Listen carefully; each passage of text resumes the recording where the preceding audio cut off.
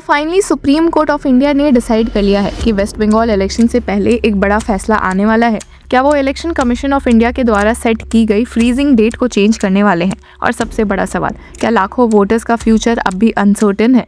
ये पूरा मुद्दा सिर्फ एक लीगल टेक्निकलिटी नहीं है, बल्कि डेमोक्रेसी के कोर से जुड़ा हुआ है, जहां एक तरफ इलेक्शन टाइमलाइन है और दूसरी तरफ राइट टू वोट का fundamental importance. Hello law lovers and justice seekers, welcome to law Chakra. हम आपके लिए लेकर आए हैं कुछ बहुत ही exclusive. Introducing law Chakra prime membership, जो आपको देगा exclusive access like never before. बनिए लॉ चक्रा की प्राइम मेंबर और अनलॉक कीजिए full potential of legal knowledge. अभी ज्वाइन कीजिए। अब सीन समझिए कि वेस्ट बंगाल में इलेक्शंस बिल्कुल डोर स्टेप पर हैं। 23 अप्रैल से पहला फेज स्टार्ट होने वाला है। इस बीच इलेक्टोरल रोल्स को लेकर जो स्पेशल इंटेंसिव रिवीजन हुआ, उसने पूरा माहौल गर्म कर दिया।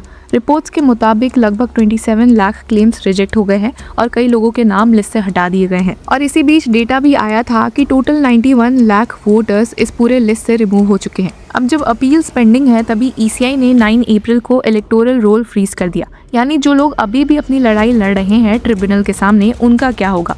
क्या उन्हें वोट देने का मौका मिलेगा या नहीं? यही सवाल अब उठा है। इसी टेंशन के बीच मैटर सुप्रीम कोर्ट के सामने मेंशन हुआ। बेंच में CJ Suryakant, justice Joymalya Bagchi और विपुल M पंचोली बैठे हुए हैं। अब काउंसिल ने सीधा पॉइंट उठाया कि the electoral rolls have been frozen on April 9 despite multiple appeals pending. ये लाइन सिंपल लग सकती है, लेकिन इसका इम्प्लीकेशन मैसिव है। अगर रोल्स फ्रीज हो गए तो जो लोग अभी अपील जीत भी जाते हैं, उनका नाम लिस्ट में कैसे आएगा? अब काउंसिल ने एक और इम्पोर्टेंट बात रखी जो काफ़ी चौंकाने वाली है।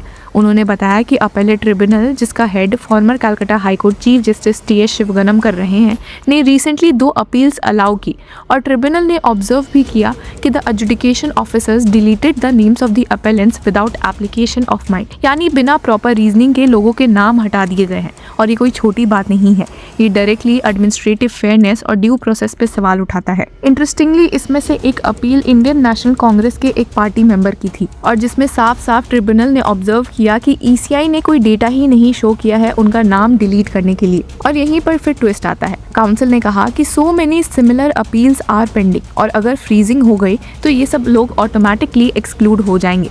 ये वही लोग हैं जो शायद गलती से या बिना प्रॉपर स्क्रूटनी के लिस्ट से हटा दिए गए थे।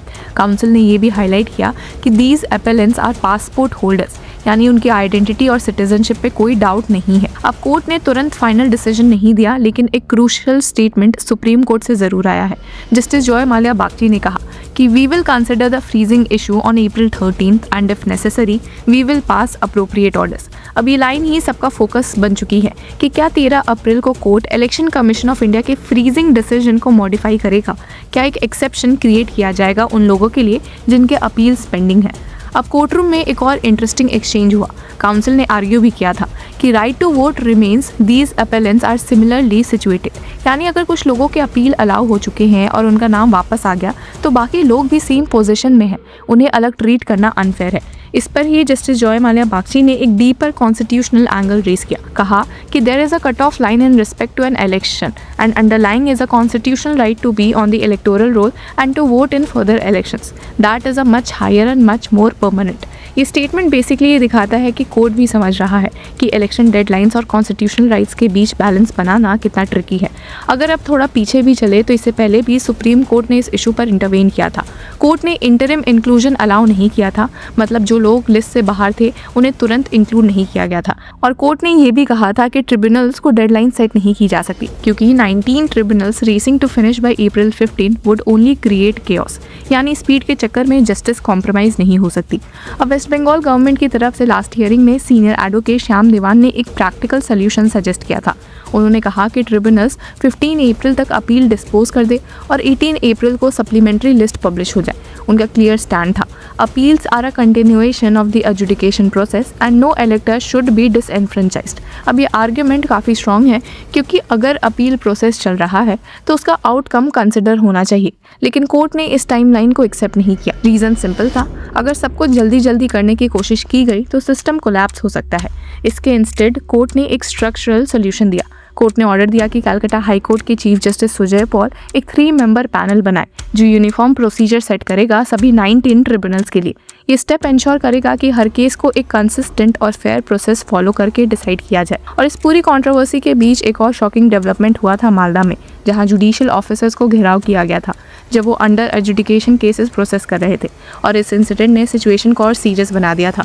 सुप्रीम कोर्ट ने स्ट्रॉन्ग स्टैंड भी लिया था, कहा था कि in exercise of powers under article 142 we direct that the investigation of these FIR be taken over by NIA, यानी नेशनल इन्वेस्टिगेशन एजेंसी को इन्वेस्टिगेशन हैंड ओवर कर दिया गया है, even if offences technically NIA act के अंदर नहीं आते। और ये स्टेप दिखाता है कि कोर्ट सिर्फ इलेक्टोरल रोल्स तक लिमिटेड नहीं है, बल्कि पूरे प्रोसेस की इंटीग्रिटी को प्रोटेक्ट करने की कोशिश कर रहा है। अब आर्टिकल 142 का यूज़ करके कोर्ट ने ये इंश्योर किया कि कंप्लीट जस्टिस हो सके। अब ग्राउंड रियलिटी क्या है? लगभग 60 लाख से ज़्यादा केसेस अंडर एजुडिकेशन कैटेगरी में थे। इनमें से मेजॉरिटी डिसाइड हो चुके हैं, लेकिन फिर भी लाखों लोग अभी भी सिस्टम के बीच लटके हुए हैं। Around 7 lakh appeal already file हो चुकी है और भी लाखों प्रोसेस में है। पर इसी के बीच डेटा ये भी आया है कि 91 लाख लोग अभी तक वोटर लिस्ट से हट भी चुके हैं। तो अब सवाल वही है जहां से हमने शुरू किया था। क्या सुप्रीम कोर्ट 13 अप्रैल को फ्रीजिंग डेट को चेंज करेगा? क्या एक विंडो ओपन की जाएगी जहां सक्सेसफुल अपेलेंट्स को इंक्लूड किया जा सके, या फिर इलेक्शन टाइमलाइन को प्रायोरिटी दी जाएगी और कुछ लोगों को इस बार वोट का राइट नहीं मिल पाएगा? ये केस एक क्लासिक एग्जाम्पल बन चुका है, जहां legal procedure, administrative efficiency and constitutional rights एक दूसरे से टकरा रहे हैं। एक तरफ ECI का आर्ग्यूमेंट है कि इलेक्शन स्मूथली कंडक्ट करने के लिए एक कट ऑफ डेट ज़रूरी है। दूसरी तरफ पिटिशनर्स का कहना है कि अगर उनका नाम गलत तरीके से हटा दिया गया तो उन्हें वोट से वंचित करना इनजस्टिस होगा। और शायद इसीलिए सुप्रीम कोर्ट का ऑब्जर्वेशन इतना इंपॉर्टेंट है। इलेक्शन एक टेम्परेरी इवेंट है, लेकिन right to be on electoral roll एक ऑन गोइंग कॉन्स्टिट्यूशनल राइट है। अगर किसी का नाम गलत तरीके से हटा दिया गया तो उसका इम्पैक्ट सिर्फ एक इलेक्शन तक लिमिटेड नहीं रहेगा। आने वाले कुछ दिन बहुत क्रूशियल होने वाले हैं। 13 अप्रैल की हियरिंग डिसाइड करेगी कि क्या लाखों लोगों को रिलीफ मिलेगा या नहीं। क्या कोर्ट एक बैलेंस्ड सोल्यूशन निकालेगा जहां इलेक्शन प्रोसेस भी डिसरप्ट ना हो और जेन्युइन वोटर्स भी एक्सक्लूड ना हो? अभी के लिए एक ही बात क्लियर है, सुप्रीम कोर्ट ने फाइनल डिसीजन रिजर्व नहीं किया है, लेकिन इंडिकेशन दे दिया है कि वो इस इशू को लाइटली नहीं ले रहे। We will consider the freezing issue and pass appropriate orders. एक सिंपल लाइन नहीं है, बल्कि लाखों लोगों की होप का बेस बन चुका है। तो क्या वेस्ट बंगाल इलेक्शन से पहले एक और लीगल ट्विस्ट आने वाला है? क्या ECI को अपनी फ्रीजिंग पॉलिसी रिकंसिडर करनी पड़ेगी, या फिर सिस्टम स्टेटस को मेंटेन करेगा? ये सब डिसाइड होगा अगले हियरिंग में। तो व्यूवर्स, इस पूरे मुद्दे पर आपकी क्या राय है? Do let us know in the comment section. Until then keep following law चक्र।